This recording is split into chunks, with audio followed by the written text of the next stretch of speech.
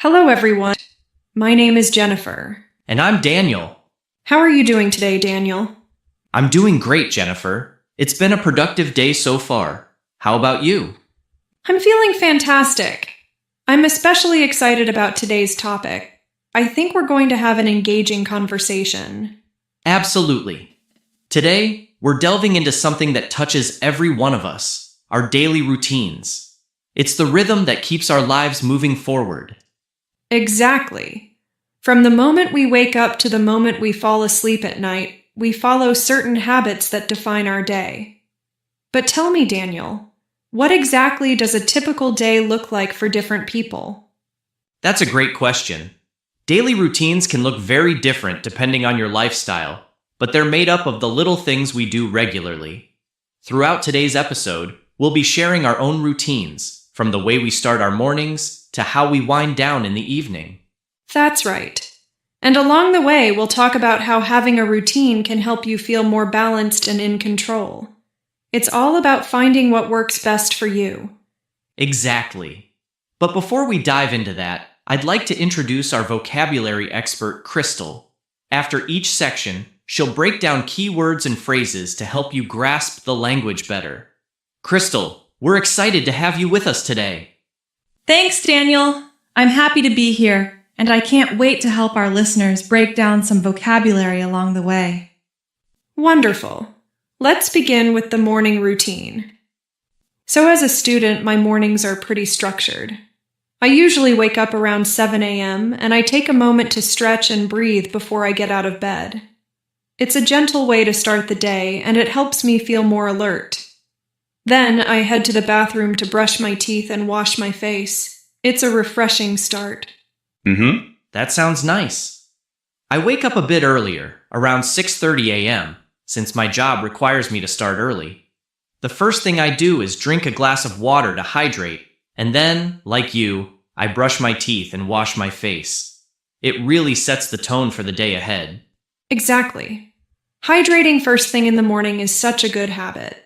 After that, I have a light breakfast, like oatmeal or toast, just something simple to get my energy up before classes. Breakfast is essential for me, too. I usually go for eggs with toast, or sometimes I mix it up with a smoothie. After breakfast, I take a few minutes to check my emails and review my to-do list, so I know what's on the agenda for the day. I do the same. I check my class schedule and make sure I'm ready for the day ahead. It's always nice to feel organized before jumping into things. Absolutely. Having that calm, organized start to the day really makes a difference. Now, to help our listeners dive deeper into the vocabulary we've just used, let's hand it over to Crystal. Crystal, could you walk us through some of the key terms from our morning routines? Absolutely, Jennifer. Let's take a closer look at some key vocabulary from your conversation. Stretch. To extend your body or limbs to loosen up your muscles, which Jennifer does to ease into the day. Hydrate. To give your body water. Daniel starts his day with a glass of water to hydrate himself. Light breakfast. A small, simple meal in the morning, like oatmeal or toast. Jennifer prefers a light breakfast to get her energy up for the day. To-do list. A list of tasks you plan to complete during the day. Daniel reviews his to-do list every morning to stay organized. Those are some useful terms from your morning routine. Now, back to you, Jennifer. Thanks, Crystal. I think understanding these terms in context really helps our listeners absorb them better. Absolutely. And now that we've got the morning covered, it's a great time to move on to the afternoon routine. Shall we, Jennifer? Sounds perfect, Daniel. Afternoons for me are when I'm most focused. I usually have classes or study sessions, and I try to take it one step at a time. If it's a long study session, I make sure to take short breaks to stretch and move around. It helps keep my mind fresh. That's a smart approach. My afternoons are usually the busiest part of my day, with meetings or project work. But like you, I make sure to take breaks, even if they're just a few minutes. I find that stepping away from the desk to stretch or get a snack really helps me recharge. Exactly. Breaks are so important even if they're brief. After lunch, I regroup and prepare for the second half of the day. Lunch is typically something light, like a salad or a sandwich. I don't like to eat anything too heavy, as it can make me feel sluggish. I agree. Lunch is usually around noon for me, and I like to step away from work completely. My go-to is something like a quinoa salad with veggies or a turkey sandwich. Keeping it healthy helps me avoid that mid-afternoon energy slump.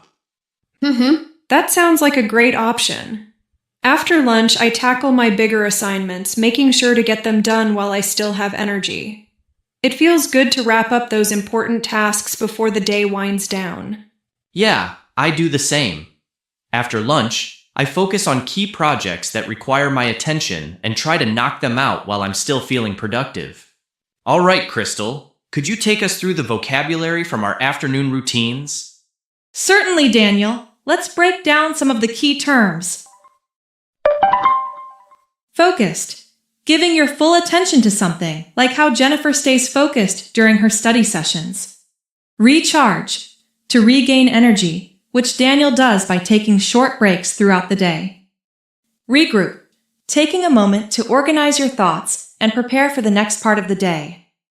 Sluggish.